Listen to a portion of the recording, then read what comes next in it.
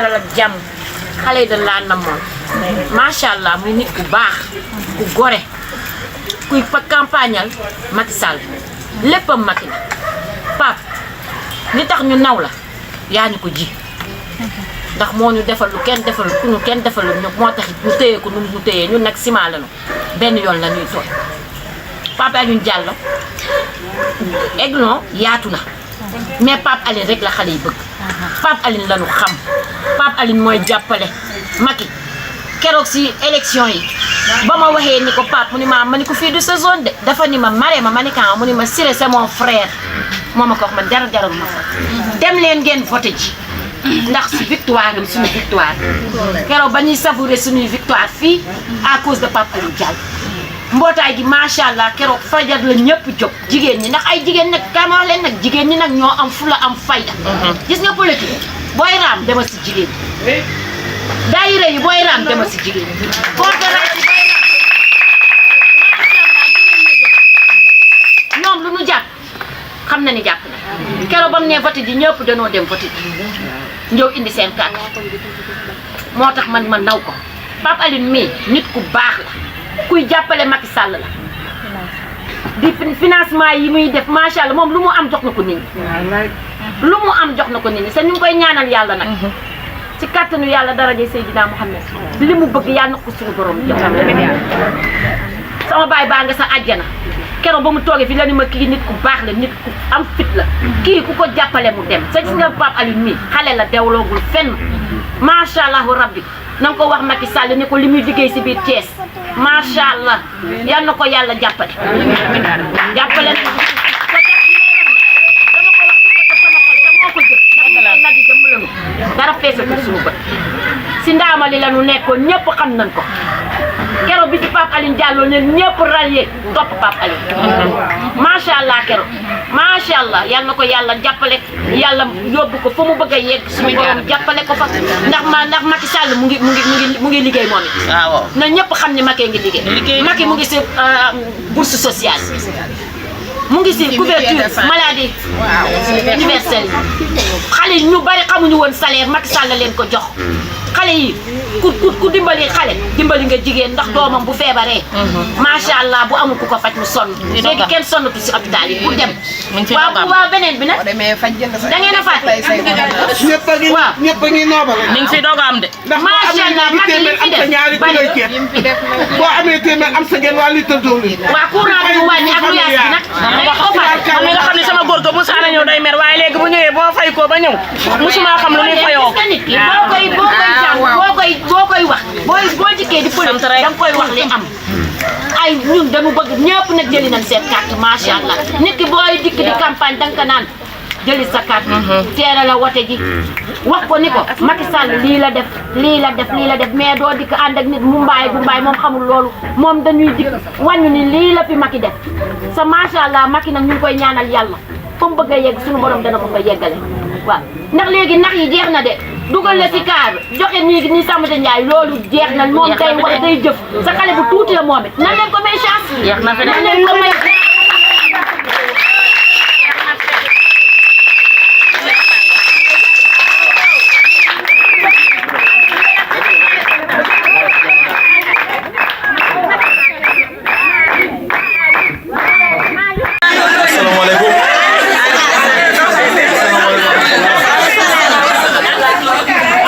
man bu gannaaw bu ma leen nuyoo mos na ci seytaan dama naan bismillahi rahmaani rahim di wax ne mbégte la toujours may ñëw di jàkkaarloo kenn ci ku nekk ci yéen ndax du tey kanam yëpp dañoo miinante léegi ndax ñëw naa fi ànd ak tamit délégation Diamaguène Cité Pilot Malick Dieng ak moom moo fi représenté premier ministre Mimi Touré waa Mouride gaa ngi fi waa Malamine Senghor ñu ngi fi donc ñu ñëw seet si tey waa Aiglon ma leen di wax ne sama koñ fa laa commencé lii nii waaye xel dal na dama fekk ne ñu dañoo dëkk ci benn cité bi nga xam ne 80 maisons la ñu am chance bi nga xam ne Aiglon moom malchance am mooy dafa nekk ci digg bi centre de vote yi wër ko ñun nag centre de vote bi fi nekk ci digg bi ay koñ wër ko donc configuration yi bokkul moo tax stratégie politique am solo boo xoolee ñun ci Cité Pilote bi passé am nañu 552 voix mu nekk 80 maisons donc loolu dana jox benn idée ci configuration géopolitique bi foofu au niveau de Cité Pilote loolu du kaaw Aiglon tey ji ñuy ñëw fii ay responsable dalal ñu fi muy Nafissatou Diop ñëpp miin ko xam ne mooy directrice école Les Aiglons aussi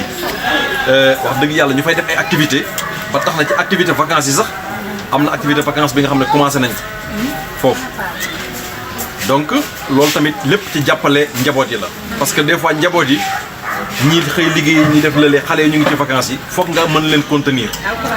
loolu nag président Macky Sall def ci loxoom bi ñu gisee posé nañ ko problème bokk na ci problème ñu ko posé te wax dëgg yàlla commencé nañ Nafi Diop a ngi nii mooy directrice donc école Les Aiglons donc foofu loolu yëpp ci ndimbalu président Macky Sall commencé nañu foofu ay classe de vacances mais en arabe ci alquran lañ koy jaarale. alors ñu ñëw tamit certifié beneen responsable muy Marema Diagne may wax ne ñaar ñooñu buñ leen cité rek cité nañu mbooloo mi yëpp mën nañu yem foofu te ñaar yooyu bu ñu waxee seen i qualité rek wax nañu qualité mbooloo mi yëpp te mën nañ ne seen i qualité c'est des qualités exceptionnelles c'est des dames d'exception yu am fitu góor ñoom dañoo am fitu góor ngeen am fitu góor ndax fii ngeen fi def seen conférence le 17 février bi ma fi mujjee 17 février bi passé ngeen ne amul benn parrain ñun ñooy tànn parrain Pape Alioune Diallo mooy parrain moom mos a doon parrain moom mooy doon parrain donc loolu ma koy sant yàlla di wax ne man xëy na dëkkuma ci koñ bi waaye dañ maa dëkkale ci koñ bi loolu sama waa koñ bu ñu toogee fi tey jii sama fierté la mais ñoom seen day doon seen fierté parce que keroog maa ngi fi ànd ak Khady Pouy conseiller municipal bokk na ci délégation bi ma àndaloon fii nii indiwuma presse parce que des fois da nga ñëw ñu cëral la ci koñ dara xëy na dana am benn fiiraange bu muy jóg moo tax bi may ñëw déplacé wu ma ak presse même tey bi may ñëw nii Malick moo insisté mais lépp lu ñuy jugale tey jii moom mooy jàppale président de la république ci loolu la ñu taxaw président nag ku koy jàppale moom soxlawul wane da ngay wane projet parce que projet la ñu àndee woon ak moom bi ñuy def yoonu yokkute. alors donc ñuy wax ne président ku koy jàppale da nga koy jàppale ci wane ay programme ndax président ñun bi ñu koy jàppale xamante wuñu dañoo dégg programme am muy yoonu yokkute ñu ne dañ ciy engagé wu. ñu nekk opposition ñu jàppal ci lañ xamante ñu tëral ko fii ñu ne dañuy continuer jàppale ko ci yoonu yokkute boobu mu jël ko boole ko yeneen programme fédéré ko mu nekk le plan Sénégal émergent bi nga xam ne mooy dem ba 2035 te Sénégal ñëpp nangu ko ci kaw programme boobu dafa ci bokk aujourd'hui le volet social qui occupe un volet important qui occupe une place très importante le capital humain daf ci bokk muy axe 2 ci plan Sénégal émergent capital humain mënoo ne nit da ngay bëgg mu liggéey réewam te du am santé nit bala muy mën a liggéey mu nekk en bonne santé mu ne voilà léegi xale yi moom mooy réew 0 à 5 ans donc kenn du fay mag ñi démb dama koy wax benn xale ñu dajee fële booru buntu dem ma koy wax ne ko sa yaay sax xëy na bu fekkee ne dafa feebar yow paas rek moo la ciy war yàlla def ñu dem ci benn kër am benn femme bu ñu interpellé ne man de wax dëgg yàlla damay gërëm président Macky Sall parce que man de léegi bu may faju moom wax dëgg yàlla samay rendez-vous nu ma neex laa koy jële ndax mu ngi jàppale mag ñuy génn taseeg même xale bu góor ma doon waxal mu ne kii sama doom la ma ne ko kon lu ma la waxoon bi may wax xaw ma ne sax sa yaay mu ngi bénéficier wu ci couverture médicale universelle donc loolu muy une réalité visible bu njëkk dañ daan wax programme di ko mesurer ci ay chiffres mais léegi dañ koy mesurer sur la réalité effective mën nañu jàkkaarloo ni ci siggi ne le président de la République a beaucoup réalisé waaw léegi ki nga xam ne il a beaucoup réalisé en 5 ans malgré tout ce qui se passe dans ce pays là malgré tout ce qui se passe en termes de défiance parce que ce sur quoi aujourd'hui l'opposition nous appelle c'est la défiance c'est pas une cohabitation parce que kuy cohabiter ak yow day ñëw ne la fan laa mën a dëkk nga ne ko fii dalal ci néeg bii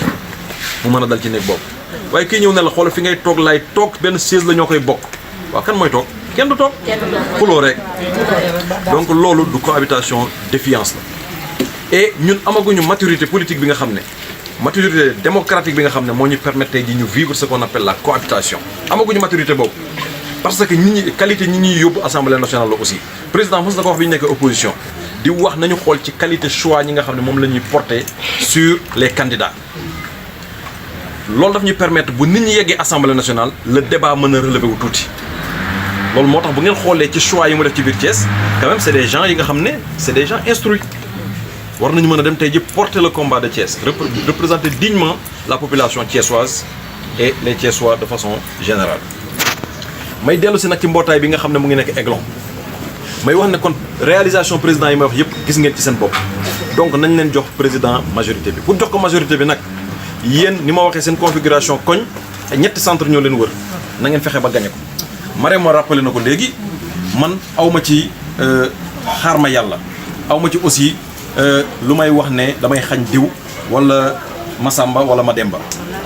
man dëkkuma ci koñ bii mais dama fi am ay frères de parti lu ma leen mën a jàppale dinaa leen ko jàppale loolu mooy samay tànk tey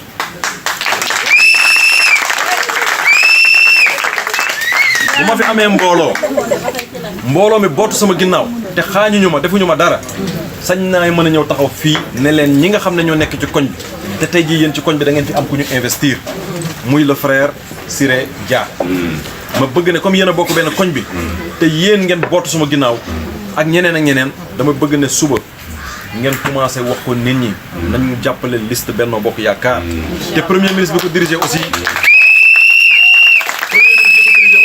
dama bëgg ngeen jàppale ko parce que comme ça le président va dormir tranquille avec une majorité confortable à l'Assemblée nationale et pouvoir gouverner jusqu'en 2019 parce que aujourd'hui on ne peut pas élire le président jusqu'en 2019 ba pare et aujourd'hui lui empêcher de travailler hein? On ne peut pas l'empêcher de travailler donc pour lui permettre de bien travailler il faudrait que l'Assemblée nationale soit en phase avec le gouvernement mais bu fekkee ne tey ji moom day teg gouvernement am suba ñu ne lii dañ koy dindi donc loolu du permettre une stabilité politique et démocratique dans un pays loolu nag lañ leen di woo yéen ngeen offrir une majorité au président de la République beneen wax ji mooy ci koñ bi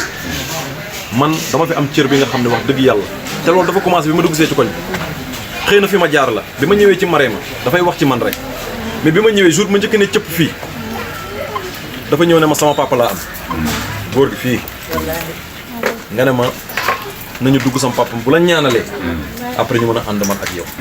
bu boobaa nag après di nga gis mbooloo mi nu muy yokkoo te chaque jour keroog da ngeen tant koñ ba koñ bi ma jógee Dakar dama ñëw ngeen tant koñ ba koñ te ñëpp soxlawu leen benn parrain bu dul Pape Alioune Diallo